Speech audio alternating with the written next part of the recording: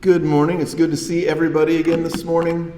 This morning we're going to go through John chapter 9. The last two Sundays, I don't know what it is, but Ignacio did the Lord's Supper talk, and he floated all around the Gospel of John, somehow evading all the scriptures we looked at last week, and then again this morning, Chris, with John chapter 10. So we're getting all of John the last couple of weeks, all John in all places. I don't want to lose sight of the fact as we go through this sermon series that our call as Christians is to love first and love always. Love first, love always. Sometimes it's easy to do the first one. I'm going to love first. But then time kind of takes its toll and our love starts to wane a little bit and we start getting frustrated with people, get frustrated with systems and groups and peoples and we just want to quit. But it's not enough to love first. You have to love first and you have to love always. Love has to be our guiding principle. It has to be the thing that we're all about. It has to be the thing, it's like our northern star, not that any of us are governed by stars anymore as far as directions are concerned, but it's kind of like our northern star, our point that never changes. When we want to know what to do, we're not sure where to go, we're not sure what decision to make, we're not sure what to say or what not to say or what to do and what not to do, the thing that we always have to think is, am I showing love when I do or when I say certain things? In the Gospel of John, we see this theme over and over and over again. John is also known as the apostle of love. So if you wonder, why does Rob keep coming back to this love thing? It's not just me. John writes about love in his gospel. He writes even more thoroughly about love in 1st, 2nd, and 3rd John. John is the author that is the most influenced by the theme of love. And what we see in the gospel accounts is oftentimes Jesus challenges his opponents because they don't love first. Often they will law first, love second. But our goal was to love first and to love always. John chapter 9. As he went along, this is Jesus, he goes along, he sees a man blind from birth. It's important to know that this is actually happens right after what we talked about last week, which I'm sure all of you remember with ready recollection. As Jesus is in a conversation with his opponents, he's not their opponent, but they seem to be his most of the time. And he has this long conversation about being born again, about what it means to be a child of Abraham, what it means to be a child of God. And everyone's claiming that they're a child of God, but he says, if you were children of God, you would love me. Love is the indicator of someone being a child of God. He leaves that place, and as he's going along, he sees a man that's blind from birth. His disciples asked him, Rabbi, who sinned, this man or his parents, that he was born blind? Now, this isn't completely foreign to us because this still happens in Western civilized society here in America, where someone will be born with an ailment or a disease, and some good-going church folk will say, well, what happened to them? What did they do wrong? What did their parents do wrong that their child was born this way? Fortunately for us, this is almost foreign, very rare thing. But in the ancient world, if you were born blind, there was only one of two reasons. You were born steeped in sin, or your parents were sinners. So awful, in fact, that your child was born with a physical disability. Again, these are awful things to say to someone. This was normal thought in the ancient world. So as they're going along, his disciples ask what to them is an obvious question. Jesus, what happened to this fella? Is it his fault or his parents' fault? Because we all know it's somebody's fault. Neither this man nor his parents sinned, said Jesus. But this happened so that the works of God might be displayed in him. Jesus offers up a third reason that they had no concept of. That maybe, just maybe, we're going to see God work a wonder. Now, I don't know if you've ever seen a miracle. I would ask you to raise your hands, but just keep it to yourself. If you've ever seen a miracle or something unexplainable happens. Can you imagine seeing something so great and so awesome, but the people who see it with you don't believe it happened? They don't believe it happened. We're getting there. Jesus responds to their question. Nobody sinned. In fact, what we're going to see is God work his wonders in the life of this man, but it's nobody's fault. Now, this is a sidebar, and I talk about this probably more than I should, but I feel like it's this guilt that always follows us around, and we always feel guilty about things that maybe we didn't even do, we had no part in, but we still feel guilty about it. Been nice if this blind man had heard Jesus say, it's not your fault. When everyone is telling him, it's your fault, or it's your parents' fault, and Jesus says, just so you know, none of this is your fault. But God is going to do something about it. None of this is your fault. As long as it is day, Jesus says, we must do the works of him who sent me. Night is coming when no one can work. And if you remember from several weeks ago in the Gospel of John, chapter 13, when Judas hands over Jesus, it says, and it was night. So everything that happens between chapter 13 is happening during the day, and Jesus says, it's daytime and there's work to be done. God's going to do a work in his life. Anyone want to venture a guess? We haven't gotten there yet. Anyone want to venture a guess on what day this story took place? Sabbath! Weird things happen when you put law over love. Bad things happen when you put law over love. Jesus says, it's daytime. I know it's Sabbath, but it's daytime. Night is coming, but it's day now when we work now. Even on Sabbath, we work now. While I'm in the world, I am the light of the world. And if you think, oh, I've seen that before in the Gospel of John, you have. Again, if you see it once in John, you've seen it everywhere in John. It's everywhere. After saying this, he spit on the ground, made some mud with the saliva, and put it on the man's eyes. Do you remember how many times Jesus does things in the Gospel of John that don't make any sense? Here's another one. Jesus, we're out of wine. I see 6 stone jars. Fill them with water. Okay, but we're not missing water. We're missing wine, Jesus. Someone should tell Jesus, it's not water we're missing. Nicodemus, you must be born again. And he says, how? I'm a full-grown man, Jesus. How am I going to be born again, Jesus? Woman at the well, I have water that you don't know anything about. Says to his disciples, I have food you don't know anything about. And both of them, where did he get the water from? He doesn't even have a bucket. Where did he get the water? Doesn't make any sense. Jesus, I'm not hungry anymore, disciples. Did someone bring him food? Eat my flesh. Drink my blood. Jesus, that doesn't make any sense, the things that you were saying. And here with the blind man, oh, you can't see, huh? Let me spit in the dirt, make mud with my saliva and the dust, and put it on your eyes. Trust me, it's going to work. Go, he told him, wash in the pool of Siloam, which means sent. So the man went and washed and came home seeing. We have 7 verses of the account of a miracle. Do you know how long the Gospel of John, chapter 9 is?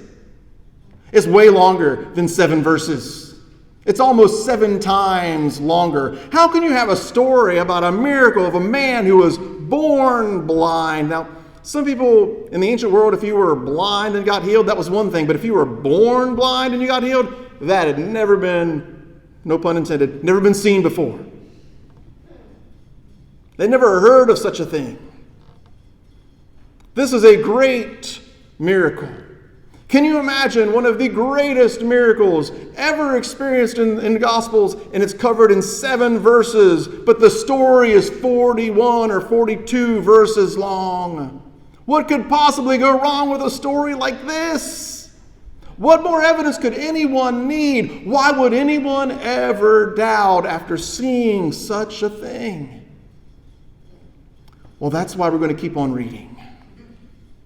His neighbors and those who had formerly seen him begging asked, "Isn't this the same man who used to sit and beg?" In other words, he come back from the pool of Siloam, he's walking around and he sees everything, and everyone says, is that the guy that used to sit and beg? How is it he's wandering around? Is that the same guy? Some claimed that it was. Some people said, oh yeah, that's him. I've seen him out here since he was just a little one. That is definitely the guy. Others said, no, he only looks like him. But he himself insisted, I am the man. And he doesn't say that the way that we say it. He says, no, that's me. I am the guy that was blind. Everyone's debating whether or not. He's like, excuse me, it's me. I used to be blind. I see. I can't explain it, but here I am. Because people don't want to believe it. How then were your eyes opened, they asked. He replied, the man they call Jesus. He doesn't even really know who Jesus is. The man they call Jesus made some mud and put it on my eyes. He told me to go to Siloam and wash, so I went and washed, and then I could see. Where is this man? They asked him. I don't know, he said. He didn't follow him around. Jesus told him to go somewhere. He went and left. Jesus is gone by the time he gets back. He doesn't know where Jesus went. Where is he? I don't know. And besides, these are fairly new. Still getting used to them. Still breaking them in. Functioning eyeballs, just in case you're wondering. They brought to the Pharisees the man who had been blind. So they do what any normal person would do. Well, let's bring him to the Pharisees. Because he was blind earlier today, and now he's not blind anymore. Let's have the Pharisees take a look into this. Now the day on which Jesus had made the mud and opened the man's eyes was a Sabbath. So the Gospel of John makes us wait to find out what day it is. You guys already cleverly figured it out beforehand. So now we're 14 verses in and we find out this miracle happened on the Sabbath. Now, if you're familiar at all with Sabbath rules and laws, it gets very interesting and somewhat complicated because the Old Testament says, do no work on the Sabbath, keep it holy, don't do any work on it. And yet Jesus had just said, it's day, we're working, God's still working. They had stories about what you do to people who work on the Sabbath, and they had all kinds of various laws to figure out what it even means to work. Do you know what it means to work? Can you define it? What does it mean to work on the Sabbath? What can I do? How far can I walk? Can I walk at all? Do I got to stay on my couch? Can I cook a meal? Can I not cook a meal? What if I'm cold? What if my animal falls in a well? What if my son falls in the well? Can I pull him up or have to let him sit there for a day? What do I do? What does it mean to work? Are there some works I'm allowed to do because my love for that person trumps the work I shouldn't do? Like, say, heal a man? Or do I let him suffer one more day? Am I allowed to rescue an animal that's stuck in a ditch? You ever seen that video online of the sheep? They pull out of the ditch and it immediately jumps right back into the ditch. Am I allowed to rescue an animal that's stuck in a ditch on the Sabbath? Or do I have to look at the animal and say, I am so sorry, you're stuck there, but you're stuck till tomorrow? Because I'm not allowed to do work on the Sabbath. What does it mean? It says, therefore the Pharisees also asked him how he had received his sight. He put mud on my eyes, the man replied, and I washed, and now I see. You see, for him, it's very simple. How do you see? Mud on eyes, wash the mud off, and now I see. That's it. Jesus told me to. Doesn't make any sense, but Jesus told me to. FYI, if I'm starting to lose my sight, please do not do this. Take me to an optometrist immediately. Some of the Pharisees said, This man is not from God, for he does not keep the Sabbath. This is one of those interesting dilemmas in the Gospel of John the Pharisees are trying to work through and deal with, because on the one hand, they can't deny, or they do, but they can't deny that Jesus has healed a man. The man himself is saying, "It's me, it's me. What's everyone talking about? I wasn't able to see all my life until today. It's me." But on the other hand, he's doing it on the Sabbath when you're not allowed to do any work. How can a man from God break the law of God? That is their question. That's their struggle. To which Jesus would say, "I'm not." Remember the story of the 6 stone jars that Jesus filled with water, and how we talked about he didn't have to smash the jars. He was able to keep them intact. He's keeping Sabbath intact, even though he's healing on the Sabbath.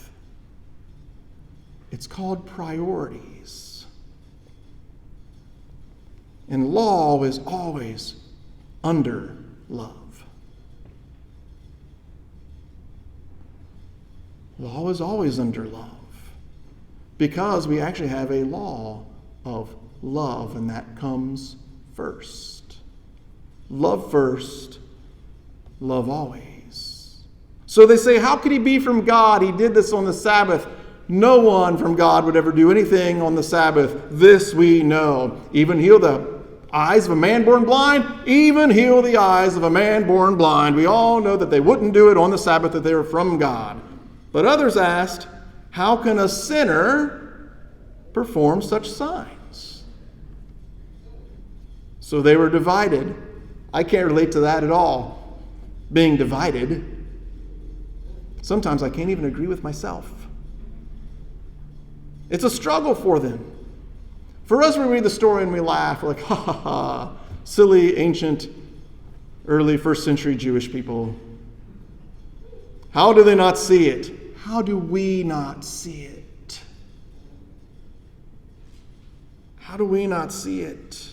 The times that we put our law over love. It's not that law's not there, it's just not number one. It doesn't take the front driver's seat. It's there, but it's passenger back seat maybe. Not in the driver's seat. Love is in the driver's seat. How can a sinner perform such signs? So they were divided. And remember, this story starts off with the question, who's a sinner? All throughout this chapter. Then they turned again to the blind man. What have you to say about him? It was your eyes he opened. Remember, he doesn't know who Jesus is. In fact, he's never seen Jesus. The man replied, I would put a question mark. In Greek, they don't have punctuation, so it could be anything. I'd put a question mark here. He's a prophet? Because he doesn't know. He doesn't know who Jesus is. All he knows is his experience. I don't think the blind man cared. I don't think the blind man said, good question, y'all. Why did he do it on the Sabbath? He should have waited a day. The man replied, he's a prophet. They still did not believe that he had been blind and received a sight until they sent for the man's parents. You see how long the story goes on? The miracle is 7 verses, and on and on and on it goes. Not with the miracle itself, but about the reaction to the miracle. They still didn't believe he was blind. So they bring in the man's parents. Verse 19. Is this your son? They asked. Is this the one you say was born blind? I like how they phrase that question. That you say was born blind? How is it that now he can see? So suddenly a guy's been blind since birth. Everything about his existence has been put into question. Even what his parents have to say about him has been put into question. Is he the one that you say was born blind? We don't know if he was born blind. They did 2 days ago. But now they're questioning everything. We know he is our son, the parents answered. And we know that he was born blind. But they weasel their way out. But how he can see now? Or who opened his eyes? We don't know. Ask him. He is of age. He will speak for himself. They're kind of getting themselves out of the situation, but they're also kind of telling the truth. They weren't there. They can't speak for an event that they didn't see. Technically, he didn't see it either, but he was there to experience it. Ask him. He's old enough. You're not talking to a toddler. You're talking to a full-grown man who knows what happened. Ask him. He'll tell you what happened. The problem isn't that they don't know what happened. The problem is they don't believe what happened. His parents said this because they were afraid of the Jewish leaders, who already had decided that anyone who acknowledged that Jesus was the Messiah would be put out of the synagogue. So they're afraid of losing their community. It might be easy to judge these parents, but in some ways it's kind of hard to blame them. If you've ever been kicked out of a group where you had all your friends, your family, your loved ones, everything you held dear, your customs, your traditions, your teachings, your way of life, people who loved you and cared about you, and you are no longer allowed to have any of it, ask him. He'll tell you. Because we don't really feel like losing everything. That was why his parents said, he is of age. Ask him. A second time they summoned the man who had been blind. Give glory to God. I've been trying. By telling the truth, I have been. We know this man is a sinner. How do they know he's a sinner? Because he put law under love. And he healed a man on the Sabbath. That is how they know he is a sinner. In other Gospels, they will say things about Jesus like this. This man is a sinner. He's a friend of tax collectors. He eats with prostitutes and sinners. He is a glutton and a drunk. They say things like, he has a demon. Why do they say these things? Because more often than not, Jesus is always on the side of sinners. He's always on the side of the oppressed and the abused and the afflicted and the left behind. So much so that he will heal on the Sabbath. He won't make people suffer yet another day. Could you imagine making someone suffer so that you can have a day of rest? That's what Sabbath is. It's a day of rest. You suffer while I rest. And Jesus says, no, it's daylight. It's still daytime. There's work to be done. God is still working. He says that in the Gospel of John too. He says, God is still at work. And of course, they think God rested on day 7, a long time ago. No, God's still at work to this very day, even on the Sabbath. We know he is a sinner. He replied, the blind man replied, or formerly blind man, whether he is a sinner or not, I don't know. One thing I do know, I was blind, but now I see. I can't explain everything. I don't know everything. I don't know where he's at. I don't know what he looks like. All I knew is I heard someone call him Jesus, and so I thought, well, the man who they call Jesus told me to do some things. Didn't make any sense. I went ahead and did them because what do I have to lose? I already lost my sight. It's worth a shot. I did it, and I see. That's all I know. I don't know if he's a sinner. I don't know if he's a prophet. I don't know who he is or where he came from or where he's going. I don't know anything. All I know is what he's done for me. That's it. FYI, sometimes, most times, that's all you ever need to know. It's what God has done for you. Then they asked him, what did he do to you? How did he open your eyes? He answered, you imagine, if you've ever had to tell the same story several times, you ever been like with a phone trying to get through to like a medical office or something and your name, your address, your medical records number, let me transfer you. Your name, your address, your medical records, let me transfer you. If I have to say this one more time, somebody write it down and pass it on. So I have told you already and you do not listen. It's That's exactly how I feel in those calls. Why do you want to hear it again? Do you want to become his disciples too? And then their hearts melted with warmth within them. They bowed down. Like Herod, actually. They bowed down and worshiped Jesus. Then they hurled insults at him and said, "You are this fellow's disciple." Actually, he wasn't. Not yet. He's just some blind person that God healed. "You are this fellow's disciple. We are disciples of Moses." Remember, this is just on the heels of, who is your father? Abraham's our father. God's the only father we have. Well, if they were your fathers, you would act like them, and you're not acting like them. We're disciples of Moses. Sure you are. We know that God spoke to Moses, but as for this fellow, we don't even know where he comes from. Again, this theme is brought up again and again in the Gospel of John. Where did Jesus come from? In the beginning was the Word, and the Word was with God, and the Word was God, and the Word became flesh and dwelt among us. God, the author of John lets us know up front the answer to the question is, where is Jesus from?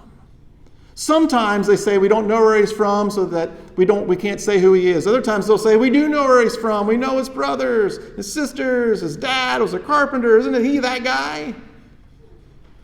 No matter what they seem to know or not know, they always use it against him. He said, "We don't know where he comes from." The man answered, "Now that is remarkable. You don't know where he comes from, yet he opened my eyes? How can a man be traversing the earth, healing people like me, and you don't know anything about him?" Which was true. They didn't know anything about Jesus. The very little that they did know, they did not like. And that's all they ever needed to know. And sometimes that's how we are with people in our lives. We get to know them just a little bit, the little bit that we know we don't like, and we never give them a chance. You don't know where he comes from, yet he opened my eyes. We know that God does not listen to sinners. So he's making a stand. He's going to say, push comes to shove, I'm going to say that he's not a sinner. Because God doesn't listen to sinners. And Satan is not in the business of healing people. The thief comes but to kill, steal, and destroy, right? We know that God does not listen to sinners. He listens to the godly person who does his will. Nobody has ever heard of opening the eyes of a man born blind. If this man were not from God, he could do nothing. Of course, Jesus acknowledges this himself. He says, if I worked of my own accord, I could do nothing.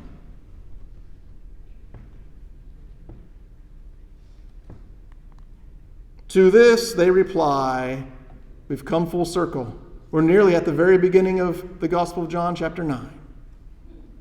You were steeped in sin at birth. Remember the disciples' question? Was he steeped in sin at birth? If so, was it his fault or his parents' fault? Whose fault was it? They still believe this. If you ever feel this way, stop believing this. What did I ever do to deserve this? Unless you can draw a direct line from an action to a consequence, you probably did nothing to deserve it. Right? If you rob a bank and then you're in jail for robbing a bank, you cannot sit in the jail and say, what did I ever do to deserve this? You robbed a bank. But what you cannot do is say, when I was 12, I did something with my friends. This is a true story. When I was about 14, me and my friends went into an abandoned house and we karate kicked down almost all the windows. Don't judge me. When my friend's mom found out, she made my friend, not me, she wouldn't let me help. She made my friend buy all new windows for the ones we broke and have them installed in an abandoned house. And she said, I'm not holding you responsible because you're with my son on my property, and it's his fault. I cannot look back on that event and say, well, it's because of that thing I did when I was 14 years old that now at the age of, let's just say 36, XYZ happened to me. I didn't get the job I applied for. That's why. I know it's why. That's what I did to deserve this. I totally deserve this. I guess I had it coming because my parents were not good people, and it's my fault, really. It's a family curse. It's my fault. No. That's what the Pharisees believed. The question I have is, if you think he was steeped in sin at birth, why are you even asking him questions? If you're not going to believe what he tells you when you don't like it, why are you even asking him when you have the easy out excuse? You were a sinner steeped in sin at birth. Why are you asking me then? Well, we kind of hoped you would say what we wanted to hear, in which case it'd be awesome. We were hoping you would say, I wasn't born blind, actually. I was hoping you'd say it was somebody other than Jesus. I was hoping you'd say something else.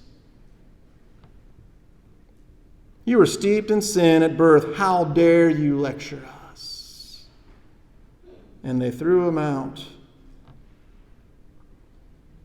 I don't know about you, but I'm probably still like this sometimes. I don't want to go too far, but I was a lot more like verse 34 than I ever cared to be. Someone would tell me something, who do you think you are to tell me that? Well, it's an end to my life. 2 weeks later, you have all this advice from me. Who are you? Look at yourself. Look at your own life.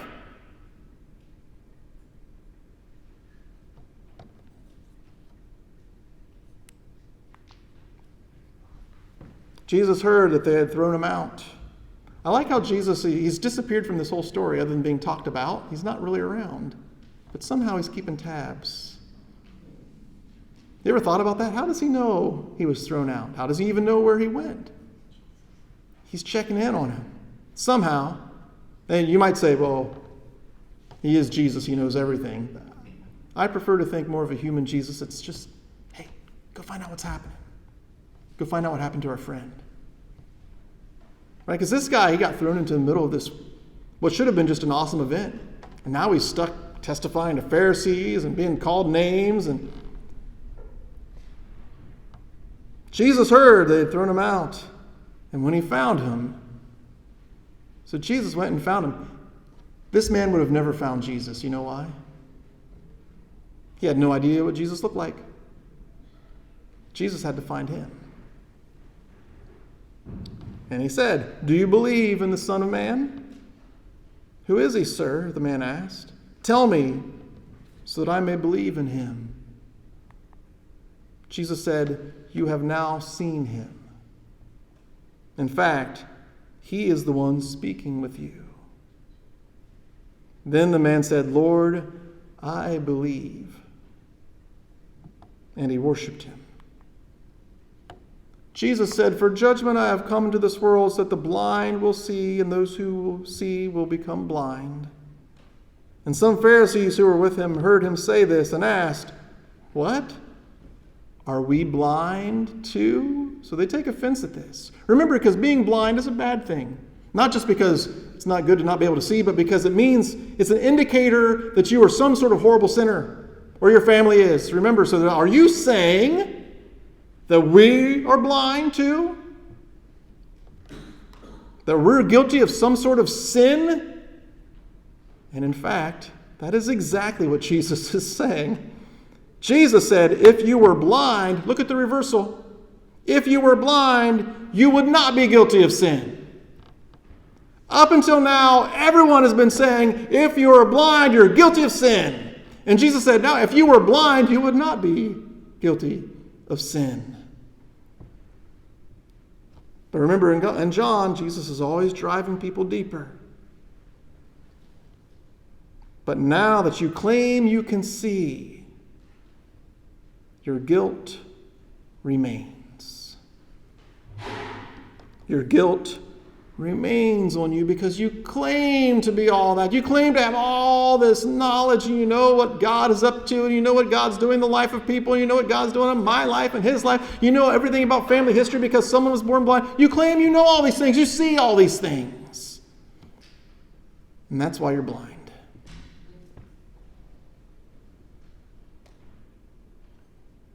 It's like the saying that you hear recently, they'll say, the more I know, the more I realize I don't know very much.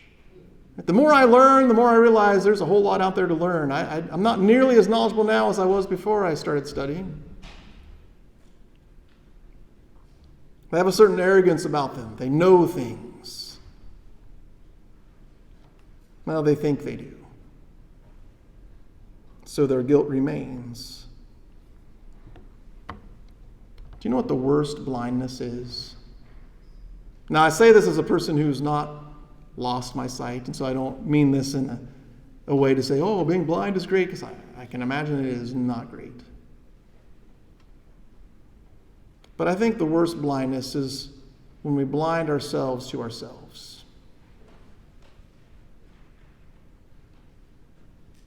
When we claim to know things that we simply do not know.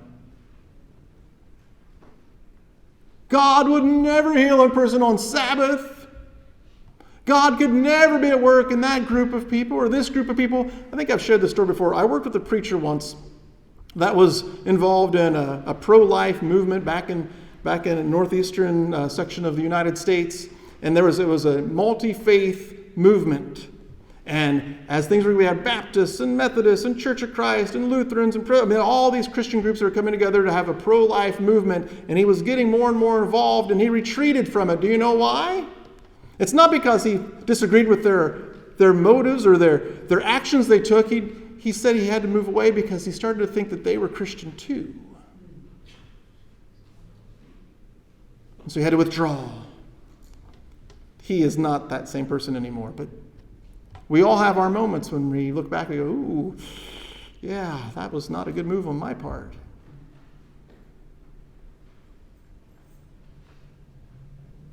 When we claim to know what God will do and what God is doing and what God's not doing and who God is using and who God isn't using, we are so blind. And what makes it worse is when we take that knowledge and we use it to hate people. Sometimes we'll call it tough love. Sometimes it ain't tough love. It's just hate disguised as love. Like a masquerade. When we use our beliefs and we hurt people.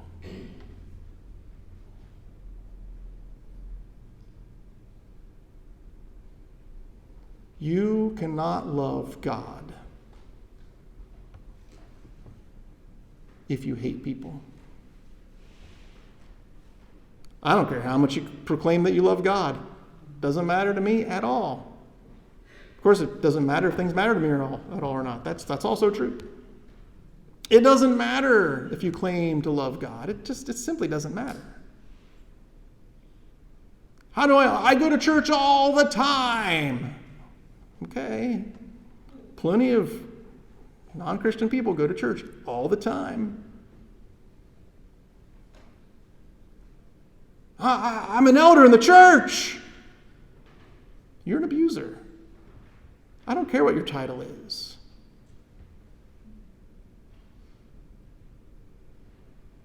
And we stack up all of our beliefs. And they're all nice and tidy and neat, just the way we like them. And then God comes in and does something that we think God would never, ever do. Read the New Testament.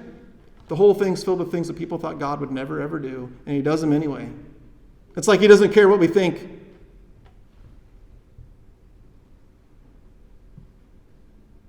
But we have all of our conceived notions and belief systems and things, and we just use those and we hurt people.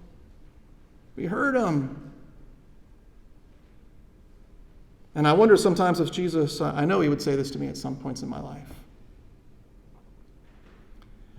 If you really were a child of Abraham, you wouldn't have ... If you really were a child of God, you wouldn't have done that. You wouldn't have said that. You wouldn't continue to act that way. If you really were a disciple of Moses, but as it is, you're blind. Sometimes we are the ones that are blind because we don't love first and love always. Love first, love always. Everything else falls into place. What do you think it means when he says, what are the greatest command? Jesus says, love God, love neighbor. All the law and the prophets hang on these two. What do you think it means to hang on something? It means without those two, you have nothing. You're just endlessly falling. Love first, love always. Amen?